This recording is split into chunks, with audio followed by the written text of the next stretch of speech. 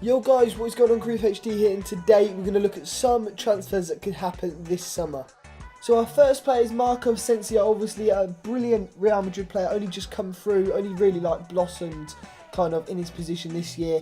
Liverpool are trying to strengthen their midfield obviously, and they're willing to pay about £158 million, which is absolutely insane for any player. Even Marco Asensio, obviously he's a great player, but he's definitely not in that top bracket of players yet. But paying £158 million for him is ridiculous. But he does have a £700 million release clause in his contract, but I don't think Liverpool will be paying that. But I don't know why, what's his name, Lopengueli will want to let him go actually. So, bit weird, but Liverpool definitely would do well with a non-English midfielder. So, Mr. Injuries himself, we've got Jack Wilshere maybe making a move to West Ham this summer from Arsenal, which he hasn't really had much luck at recently, or in the last few years. Actually, last about 3 or 4 years he hasn't had much luck, obviously making loads and loads of injuries happen with his, I don't know, he didn't even have reckless play, but he would just get injured from running in a straight line. He'd pull his hamstring, he'd tear some ligaments, he'd hurt his ankle, something like that, and he would just go out for months. So they tried to ship him out. Obviously he went to Bournemouth. He actually rejected a move to Roma at the same time and chose Bournemouth. Don't know why he did that, to be honest, but fair enough. He's maybe making a move to West Ham, where he'll probably get more first team opportunities and maybe stay out of the medical room for the moment. So the Greek centre-back Sokratis, who used to play for Borussia Dortmund, has actually signed a deal with Arsenal, but is not actually going to be confirmed until next month. So maybe this will happen, maybe it won't, I'm not really sure yet, but it's definitely a rumour going around. He signed it for £16 million, and that's actually quite a bargain for a player of his quality, to be honest. He has signed, obviously, as Unai Emery's second transfer, strengthening the defence, obviously along with Stefan Lichtsteiner, who's at right back.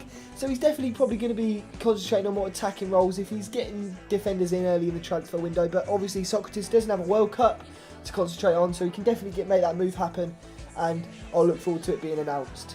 So a very weird one now, and it's actually made quite a lot of news within the football world. It's actually Tim Krul maybe making a move to Barcelona as Jasper Cillesen's replacement, or alongside Jasper Cillessen, obviously, because they're both Dutch. Obviously played both in the 2014 World Cup, and maybe it's a little friend for him. But he's obviously been released from Brighton and Hove Albion, and Barca maybe snapping him up on a free transfer, which would be amazing actually, because an experienced international keeper doesn't really come around that often, and obviously he hasn't been selected for a World Cup squad because they haven't qualified.